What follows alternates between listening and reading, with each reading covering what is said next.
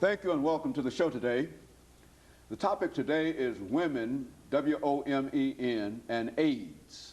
And we're fortunate to have with us Miss CWyatt-Morley1, a woman, to deal with this whole question of women and AIDS. And of course, Miss CWyatt-Morley, let me welcome you to the show today and to tell you how delighted we are to have you here. And our audience might not understand what we meant when we said W-O-M-E-N, because that is the name of your organization, W-O-M-E-N and AIDS. And of course, you are the founder and the executive director.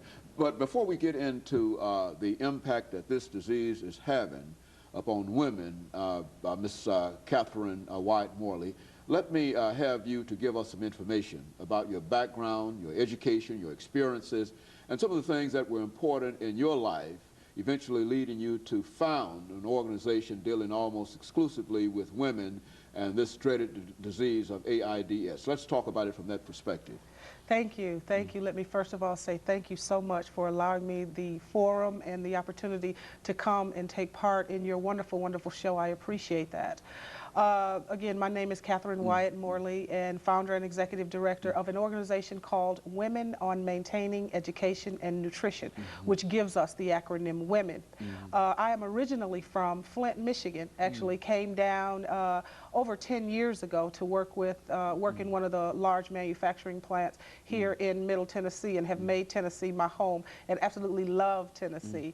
My educational background has absolutely nothing to do with AIDS. How I became involved in HIV is I am a person living with AIDS myself. I was diagnosed in 1994, completely devastated with the diagnosis, completely taken aback. I am a woman that was married for an extended period of time, long period of time, and felt that AIDS was not something that would touch my life at all. I was married with 3 children and a house and a mortgage, and like so many others, I thought that AIDS was gay, white, and male, and I didn't fit any of those criteria. So I was completely devastated when the diagnosis was given to me. It destroyed so many aspects of my life oh so many years ago. And also I had 3 children and still have 3 children, and my youngest was 9 years old at the time. So I was just taken aback, totally devastated by the news. And shortly after my diagnosis, my husband was diagnosed HIV positive as well. So the history, my educational history has actually... I understand. Yeah, it has absolutely nothing to do with it. As a matter of fact, I went to a private dance academy. I spent the first 25 years of my life in dance and theater in West Hartford, Connecticut.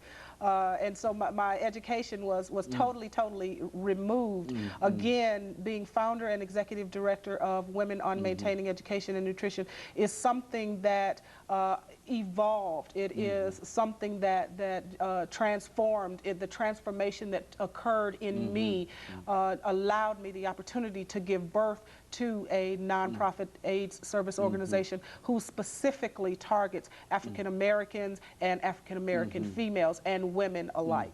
You know, we've heard so much about the devastating impact that this disease is having on the female population, not only in the United States, but worldwide. As a matter of fact, the impact is greater, I think, in some other parts of the world outside of the United States, but it's having a special impact upon women. Let's have you, during the show today, to give our audience as much information, as much statistical information, or however you wish to approach it, about this disease, and to deal almost exclusively with the impact that it is having upon the female. Yes, yes. It is totally affecting the female population in the United States. You are absolutely right when you say that rates of infection are, you know, just off the charts around the world, especially as everyone, your viewers would be more than aware of what's going on in Africa. But right here at home, right here in the United States, and right here in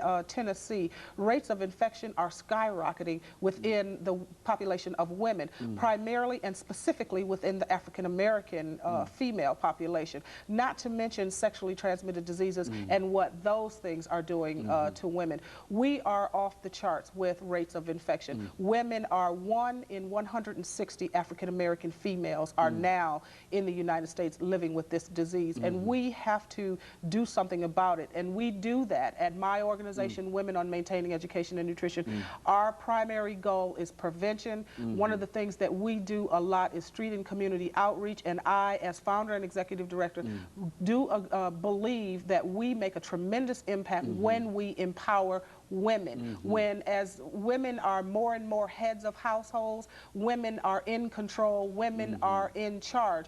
And when women are in the position to make informed, intelligent decisions, then and only then can they be informed consumers and know that rates of infection are where they are, and know how to protect themselves, and know how to say no in situations that are uncomfortable for them. You know, one thing that we'd like to do here, and I think it would be appropriate at this point, is to have you to give us some information that we've talked about time and time again, but some of the causes of AIDS. Exactly what are the causes, and how can a person contract this disease? What are some of the causes of it? Mother-to-child transmission, as everyone is aware, is a mode of transmission. IV drug use, sharing needles, as everyone is aware, is definitely a cause. Is a high cause for the transmission of this disease. Also, another high mode of transmission is heterosexual contact. The disease is no longer gay. The disease is heterosexual, and the disease is African American. Now, the criteria, you do not have to be African American to get this disease. I want to make sure that the viewers definitely understand that. The criteria for this disease is in the name of the disease, which is HIV, and the name, the technical name is human immunodeficiency virus, and the requirement is that you be human. It is, again, devastating the African American community, specifically women. Yes. And of course, I think you mentioned about a high rate of transmission, and you mentioned something about needles and whatnot. And I say that because I do want you to speak to this whole issue that we have of tattooing and other kinds of marks that are done by needles. And I do understand that there is a tremendous possibility of folks being affected by this disease by such methods and such modes. Yes, you're absolutely right. When we think of modes of transmission, we think of the needle, you know, dirty needles and that kind of thing. But tattooing, is also a form of transmission. I recommend and suggest to all individuals that if you decide to get a tattoo, because, you know, I'm not here to tell people not to get a tattoo, but if people decide to get a tattoo, it is extremely important that they are there watching those needles be open, because it truly is a mode of transmission, and it can, one individual can become infected, or a group of individuals can become infected from a dirty tattoo needle, as well as sharing of IV drug use needles. That's absolutely right. Absolutely, absolutely. And the viewer needs to be aware of that, that tattooing is truly a mode of transmission, if not careful. You know, what kind of support do you think that you find for what you're doing in terms of trying to make people much more aware of this as a disease?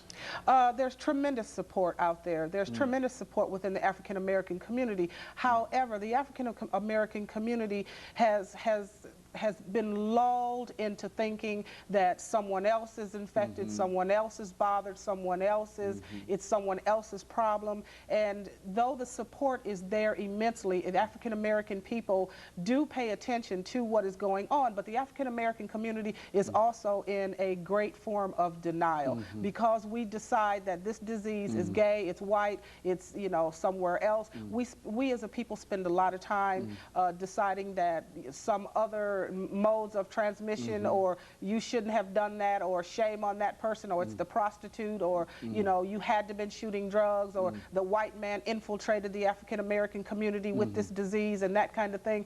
And my response to that has always been, we as a people need to pay attention to the fact that the disease is here. Very good. Yes. And of course, let me interrupt here for our first commercial break, after which we'll come back and we'll talk about some of the aspects of this disease. And we'll be back with you following this short commercial break. Director of a program